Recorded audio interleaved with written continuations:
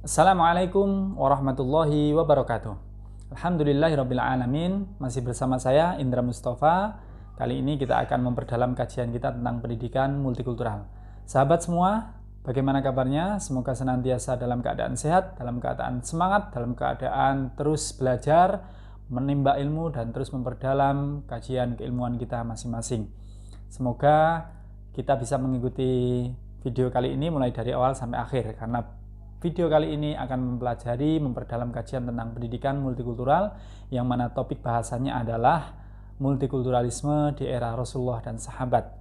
Kita akan belajar dari era Rasulullah dan sahabat tentang kehidupan multikultural.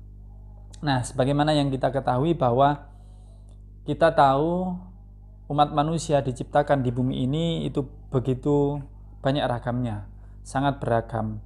Sehingga kita sebagai umat Islam, sebagai seorang yang dilahirkan beragam, tentu keberagaman itu adalah sebuah keniscayaan bagi kita semuanya. Maka tak lain kita harus belajar dari orang-orang terdahulu bagaimana cara mensikapi keberagaman itu.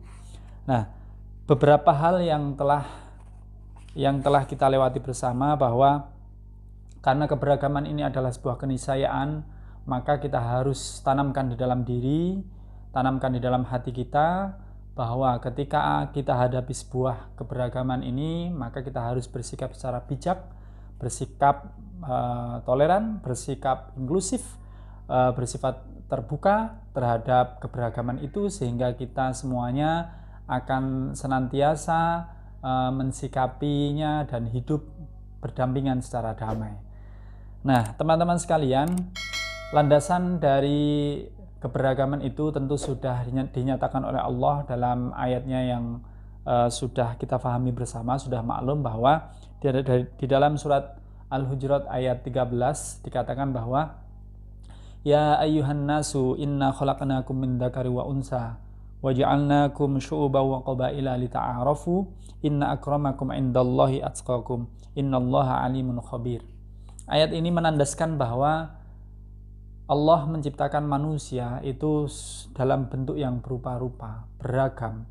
Dan tugas kita sebagai manusia adalah lita'arafu, lebih mengenal, lebih memperdalam, lebih memahami apa yang berada di samping kanan kiri kita semua. Sehingga keberadaan ayat ini mempertegas dan menjadi dasar kepada kita semuanya bahwa kita sebagai manusia itu tidak ada yang lebih mulia kecuali yang lebih bertakwa. Tidak ada yang lebih baik kecuali orang yang lebih bermanfaat. Nah, apapun kondisinya, kita ini dalam rangka memberi manfaat kepada orang lain. Maka untuk memahami itu semua, tentu kita harus belajar dari para pendahulu kita. Terutama adalah founding father, atau terutama kita belajar dari suri tauladan yang ada di dalam Islam, ialah Rasulullah Muhammad SAW. Nah, apa saja kisahnya? Kisah yang pertama yang akan kami tuturkan adalah misalnya kisah Rasul dizalimi nenek tua Yahudi. Nah, ini adalah kisah di mana Rasul itu bersandingan dengan nenek tua Yahudi. Dalam kehidupannya, Rasulullah itu selalu bersifat rendah hati dan pemaaf. Tiada terhitung banyaknya cacian, hinaan yang diterima beliau dari kaum kafir Quraisy. Namun beliau tetap berbuat baik terhadap orang-orang yang menghinanya. Salah seorang yang sangat membenci Nabi Muhammad SAW adalah seorang nenek tua Yahudi. Kebetulan jika Nabi berangkat ke masjid selalu melewati rumah si nenek. Suatu hari Rasulullah lewat, si nenek sedang menyapu rumahnya. Buru-buru si nenek tadi mengumpulkan hasil sapuan tadi, sampah-sampah yang telah dikumpulkan, debu-debu yang telah dikumpulkan hasil nyapu tadi. Kemudian ketika Rasulullah di depan jendela, maka dilemparlah sampah dan debu tadi. Rasulullah kaget, terkejut, tapi ia tidak marah. Begitu tahu siapa yang melemparnya, maka Rasulullah mengangguk sambil tersenyum. Assalamualaikum, sapa Rasulullah. Nenek itu malah melotot kepada Rasulullah. Enyah kau, kata si nenek. Nah, keesokan harinya Rasulullah lewat lagi di depan rumah si nenek.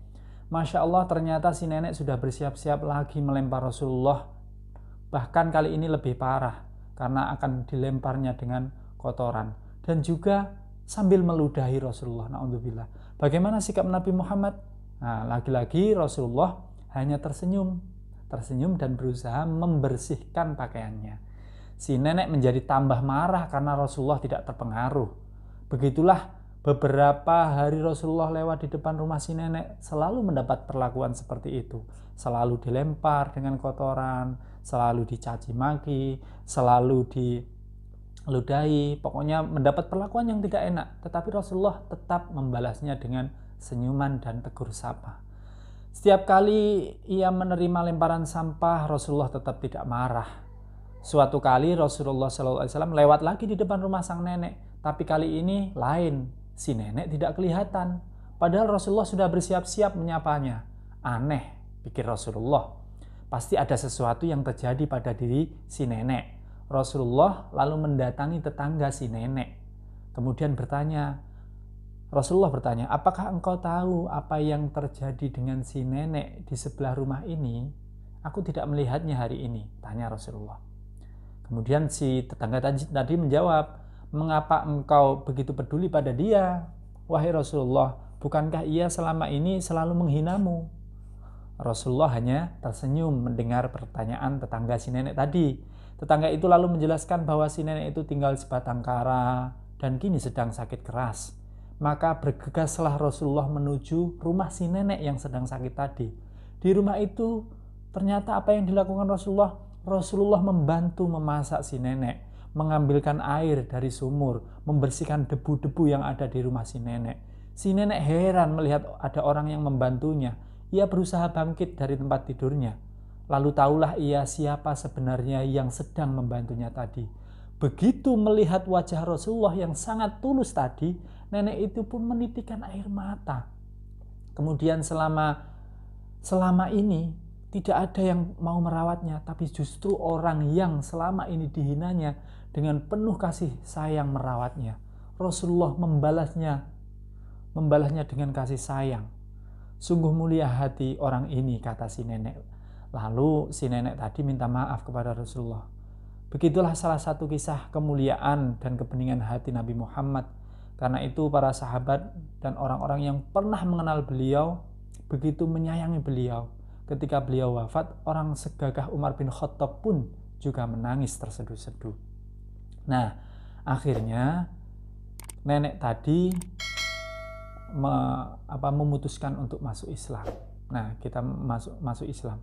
Itulah kisah si nenek dengan Rasulullah. Ini adalah salah satu kisah yang multikultural yang tanpa membedakan agama, tanpa membedakan suku, tanpa membedakan perlakuan, bahkan perlakuan sejelek apapun masih dibalas dengan sebuah kebaikan, karena kebaikan itu nanti akan merubah isi hati seseorang.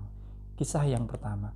Yang kedua, pernah juga Rasulullah itu diperlakukan tidak enak terhadap perempuan tua yang sangat membenci beliau, karena perempuan tua ini sudah mendengar ya bahwa Rasulullah ini mengaku sebagai seorang nabi, kemudian banyak tantangan yang diterima oleh Rasulullah.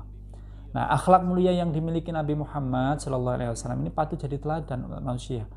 Beliau dipuji oleh Allah bukan karena fisik yang kuat seperti Nabi Musa, bukan pula karena kedudukan seperti yang dimiliki Nabi Sulaiman alaihissalam, tetapi Allah memuji beliau karena akhlak dan adabnya yang sangat agung, sebagaimana diabadikan dalam Al-Quran, wa innaka la'ala khuluqin azim, dan sesungguhnya engkau Muhammad benar-benar berbudi pekerti yang luhur, pada surat Al-Qalam ayat 4. Nah, dikisahkan dalam sirah nabawiyah, ada seorang perempuan tua sedang melintasi gurun pasir membawa beban yang amat berat. Perempuan tadi tampaknya kepayahan, namun ia tetap berusaha membawa barang bawaannya dengan sekuat tenaga. Tak lama kemudian ada seorang laki-laki muda datang menawarkan diri untuk membantu mengangkat bawaannya tadi. Nah, perempuan tua tadi menerima tawaran tersebut dengan senang hati. Laki-laki itu pun mengangkat bawaannya, kemudian mereka berjalan beriringan, kemudian saling ngobrol. Senang sekali kamu mau membantu dan menemani saya sangat menghargainya, kata perempuan tadi. Ternyata perempuan tua itu senang bercerita kepada orang lain. Laki-laki itu pun dengan sabar mendengarkan sambil tersenyum tanpa pernah menginterupsinya, tanpa pernah berkata. Suatu saat nenek tua itu berkata pada laki-laki tersebut, "Anak muda, selama kita berjalan bersama, saya hanya punya satu permintaan kepadamu. Jangan bicara apapun tentang Muhammad. Gara-gara dia tidak ada lagi rasa damai dan saya sangat terganggu dengan pemikirannya. Jadi sekali lagi jangan berbicara apapun tentang Muhammad," kata si nenek tadi. Nenek tua itu tadi melanjutkan ceritanya. Orang itu benar-benar membuat saya kesal, kata si nenek tadi. Saya selalu mendengar nama dan reputasinya kemanapun saya pergi. Dia dikenal berasal dari keluarga dan suku yang terpercaya, tapi tiba-tiba dia memecah belah orang-orang dengan mengatakan bahwa tanah itu, Tuhan itu satu. Mengatakan seperti itu. Nah, dia menjerumuskan orang-orang yang lemah. Masih kelanjutan si nenek. Orang miskin dan budak-budak, orang-orang itu berpikir mereka akan dapat menemukan kekayaan dan kebebasan dengan mengikuti jalannya. Dia merusak anak-anak muda dengan memutarbalikkan kebenaran.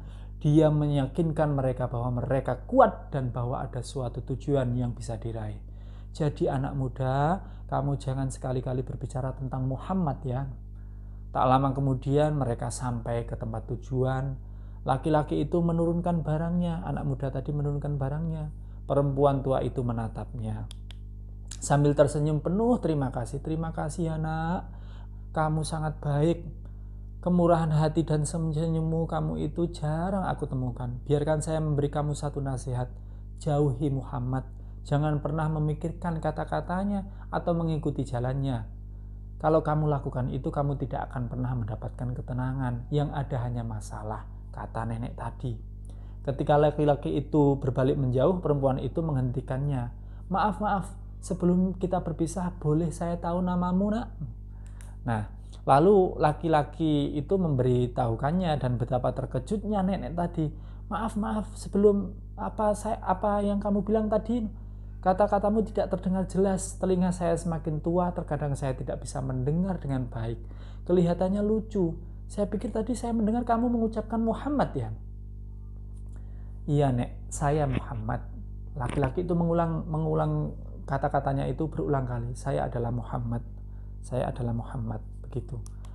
Perempuan itu terpaku memandangi Rasulullah. Tak berapa lama keluar kata-kata dari mulutnya. Aku bersaksi, tiada Tuhan selain Allah dan Muhammad adalah utusannya.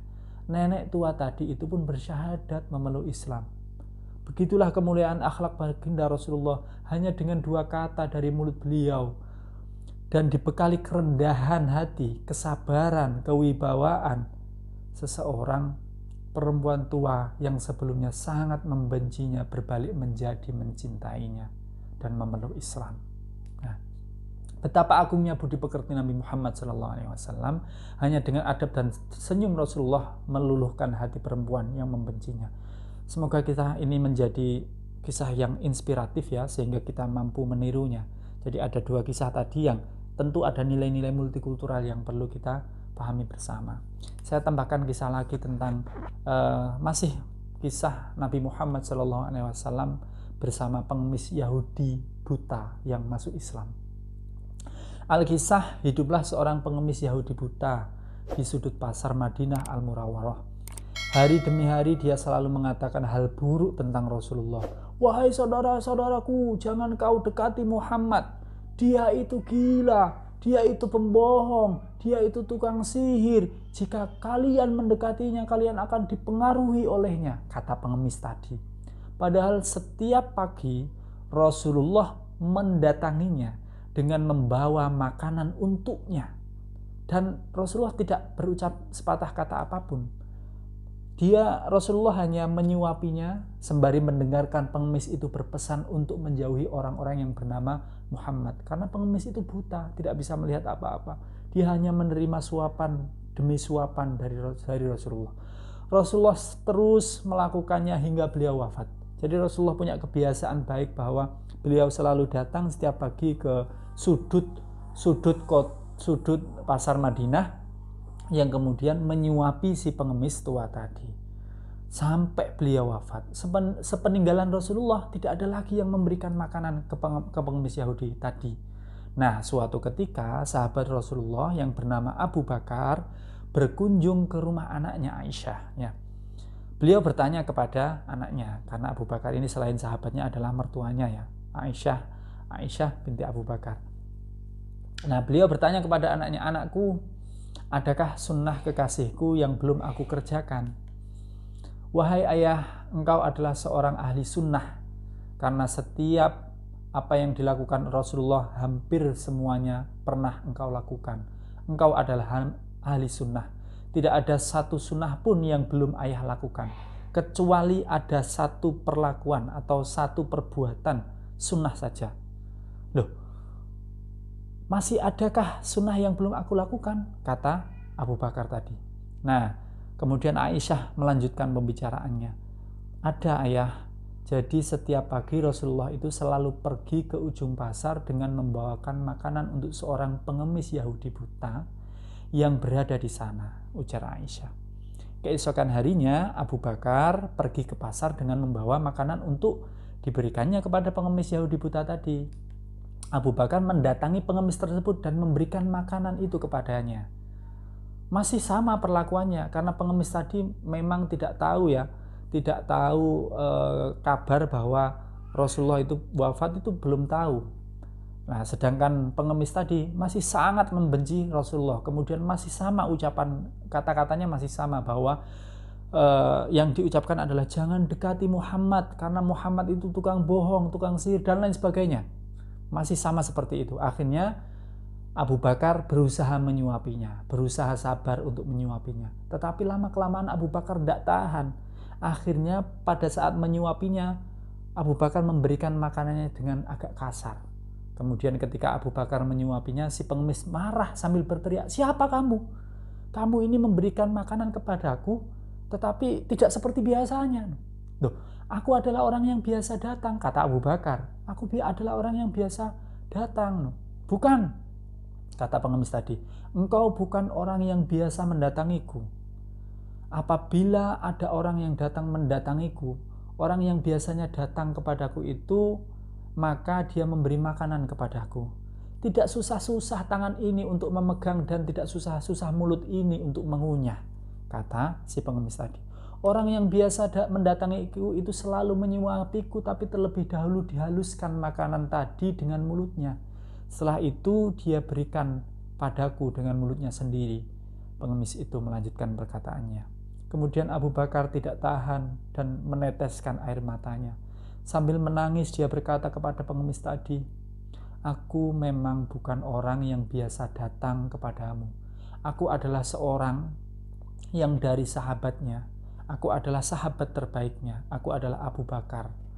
Nah, orang yang engkau bicarakan yang biasa datang setiap pagi memberimu makanan, menyuapimu dengan lembut, menyuapimu dengan kasih sayang, memberikan belas kasih sayang terhadapmu setiap hari dia adalah Muhammad Rasulullah SAW yang setiap hari engkau caci maki, setiap hari engkau katakan yang tidak enak tadi."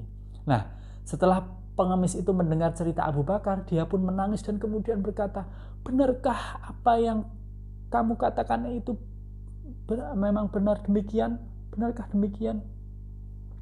Selama ini aku selalu menghinanya, memfitnahnya. Dia tidak pernah memarahiku sedikit pun. Dia tetap mendatangiku dengan membawa makanan setiap pagi. Dia begitu mulia. Dia tetap memberiku makan dengan penuh kasih sayang."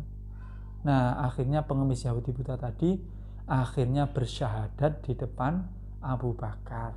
Nah, Rasulullah dalam keadaan wafat pun ternyata masih bisa mengislamkan orang, memberikan kesadaran kepada orang bahwa kebaikan pasti akan dibalas pada kebaikan, dan kebaikan itu pasti akan nampak, ya, pasti akan memutarbalikkan isi hati seseorang. Yang awalnya orang itu benci akan menjadi rindu, akan menjadi sangat senang, akan menjadi kekasih. Itulah kebaikan demi kebaikan. Nah, ini adalah nilai-nilai multikultural yang perlu kita pelajari bersama, yang perlu kita terapkan bersama, bahwa apapun yang kita hadapi, siapapun yang kita hadapi, kita harus menghormatinya, kita harus saling menyayangi. Nah itu. Satu lagi cerita tentang kisah sahabat Ali bin Abi Thalib dengan orang tua Nasrani. Nah, dalam suatu hadis dikisahkan suatu ketika Sayyidina Ali tergesa-gesa berjalan menuju masjid untuk melaksanakan sholat subuh, sholat jamaah subuh tentunya. Pada saat perjalanan menuju masjid, Sayyidina Ali bertemu dengan seorang kakek tua yang berjalan dengan tenang dan santai. Melihat kakek tua tersebut, Sayyidina Ali memperlambat langkahnya dengan maksud tidak mau mendahuluinya. Kenapa? Ya karena dalam rangka menghormatinya. Sayyidina Ali ingin memuliakan kakek tua tadi. Sudah hampir mendekati terbitnya matahari, Sayyidina Ali belum juga sampai, bahkan sangat dekat sekali dengan terbitnya matahari. Sayyidina Ali baru sampai di pintu masjid. Lah ketika beliau melihat kakek tua tersebut, ternyata ia berjalan lurus, tidak berbelok ke arah masjid. Barulah Sayyidina Ali tahu bahwa si kakek tua tadi adalah beragama Nasrani.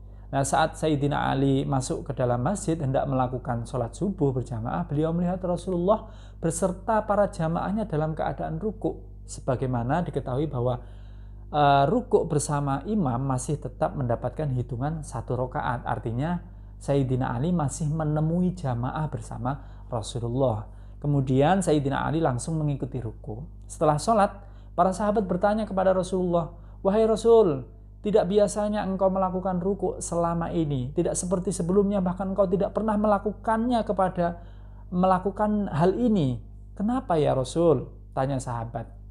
"Kenapa kok rukunya lama sekali? Mungkin mulai dari jam 4:30 sampai jam 5:30 ruku saja." Nah, pada saat ruku, Rasul menjawab, "Pada saat ruku, kemudian aku hendak mengangkat kepalaku untuk bangun, melakukan iktidal. Tiba-tiba malaikat Jibril menahan punggungku, meletakkan sayapnya di atas punggungku, sehingga aku tidak dapat bangun dari ruku," ucap Rasulullah. "Lah, mengapa terjadi seperti itu, wahai Rasul? Kenapa malaikat Jibril melakukan itu?" Tanya sahabat. "Kenapa malaikat Jibril meletakkan sayapnya di atas punggungmu, ya Rasul?" "Aku pun tidak mengetahui, tidak menanyakan hal itu kepada malaikat Jibril, karena dalam keadaan sholat," jawab Rasulullah. Setelah itu datanglah malaikat Jibril alaihissalam, kemudian berkata kepada Rasulullah, "Wahai Rasulullah, sesungguhnya pada saat itu Ali tergesa-gesa menuju ke masjid untuk melakukan sholat jamaah subuh. Namun di perjalanan ia menjumpai seorang kakek tua Nasrani yang berjalan di depannya. Ali tidak mau mendahului kakek tua tersebut karena Ali sangat memuliakan dan menghormati kakek tua tadi. Kemudian aku, Jibril maksudnya, diperintahkan oleh Allah untuk menahan rukukmu sampai Ali datang supaya ia tetap bisa melaksanakan sholat jamaah subuh bersamamu. Pada saat itu juga Allah memerintahkan Mikail menggunakan sayapnya untuk menahan matahari hingga matahari tidak bersinar sampai jamaah sholat subuh selesai." Nah kan saking lamanya ya, sampai matahari ditahan. Ya, kalau sekarang matahari diumbar, mungkin sedang diskon besar-besaran ya. Jadi itu, matahari sampai ditahan malaikat Mikail atas perintah Allah Subhanahu wa taala. Nah, kisah Sayyidina Ali memuliakan kakek tua yang baru beliau ketahui ketika berada di pintu masjid bahwa kakek itu seorang Nasrani seakan-akan bisa hingga menggoncangkan bumi, di mana malaikat Jibril diperintahkan oleh Allah menahan punggung Rasulullah ketika ruku sampai Sayyidina Ali datang supaya beliau tetap mendapat sholat subuh berjamaah. Malaikat Mikail pun diperintahkan oleh Allah untuk mengepakkan sayapnya agar matahari tertahan tidak terbit dahulu sehingga Ali dan para jamaah ini bisa melaksanakan sholat jamaah subuh sampai selesai. Itu. Nah, ini berarti bahwa kisah ini adalah kisah bahwa perilaku Ali ini adalah diridhoi oleh Allah. Perilaku Ali diridhoi Allah. Karena diridhoi oleh Allah sehingga Ali ini karena penghormatannya kepada seseorang yang walaupun Nasrani itu tetap dimuliakan dan tetap bisa menemui jamaah subuh. Sampai-sampai kemuliaannya ini, kisahnya ini dituangkan dalam sebuah hadis. Nah, inilah cerita-cerita singkat yang mungkin dapat menginspirasi kita semuanya dalam kehidupan sehari-hari, bahwa kita hidup bersama banyak orang itu memang sulit. Nah, hidup bersama banyak orang itu memang sulit, tetapi lebih sulit lagi ketika kita hidup seorang saja. Nah, jadi yang jomblo-jomblo tadi ya. Oke, bukan itu, tetapi yang penting adalah ketika kita hidup bersama banyak orang itu kita mampu bersikap secara bijak. Ketika ada orang tua maka kita harus menghormati, ketika ada yang lebih muda maka kita harus menyayangi siapapun itu, tidak memandang agama apapun, tidak memandang suku apapun, dan berasal dari manapun. Yang jelas ketika kita hidup bersama orang banyak, kita harus memegang teguh nilai-nilai multikultural, nilai-nilai kehidupan bersama orang banyak, sehingga kita semuanya ini bisa hidup damai, hidup toleran, dan juga sentosa. Itu. Nah, tugas dari teman-teman semua, sahabat semua adalah mencari kisah, ya, mencari kisah yang sepadan dengan kisah-kisah seperti itu, karena kisah yang seperti ini sangat banyak sekali. Seperti kisahnya, secara singkat kisahnya Umar bin Khattab ketika menaklukkan kota yang ada di Eropa, atau menaklukkan ekspansi Islam. Kemudian beliau ingin meminta kuncinya kunci dari sebuah gereja. Kemudian kuncinya sudah diberikan karena memang beliau sebagai penguasanya. Kemudian masuk waktu sholat, tetapi pada saat waktu sholat itulah Sayyidina Umar dipersilahkan untuk melaksanakan sholat duhur, kalau nggak salah, sholat duhur ya. Tetapi Umar menolaknya. Kenapa? Ini dalam rangka penghormatan terhadap gereja tadi, bahwa gereja tadi adalah miliknya seorang Nasrani yang itu dirasa sakral dan tidak patut kiranya kalau dilaksanakan sholat di sana, karena takutnya Sayyidina Umar ini akan ditiru oleh generasi-generasi selanjutnya. Ini adalah contoh, dan banyak lagi kisah-kisah yang lainnya, bahwa kisah penghormatan terhadap orang lain, kisah-kisah yang lain itu banyak sekali. Nanti tugas teman-teman semuanya adalah mencari kisah itu, satu kisah saja yang tentu referensinya terpercaya, sehingga kisah ini nanti kita bisa kumpulkan semuanya. Harapannya adalah antara satu orang dengan yang lain itu berbeda kisahnya, sehingga terkumpullah banyak kisah, dan ini akan menginspirasi kita semuanya. Ingat, cari satu kisah tentang kisah multikultural, cerita multikultural yang berasal dari sumber yang terpercaya, sumber yang referensinya dapat dipertanggungjawabkan. Semoga dapat mencari kisah multikultural itu dan dapat meneladani apa yang bisa kita teladani bersama. Wallahu muwaffiq ila aqwamit thoriq. Semoga bermanfaat, semoga menginspirasi. Wassalamualaikum warahmatullahi wabarakatuh.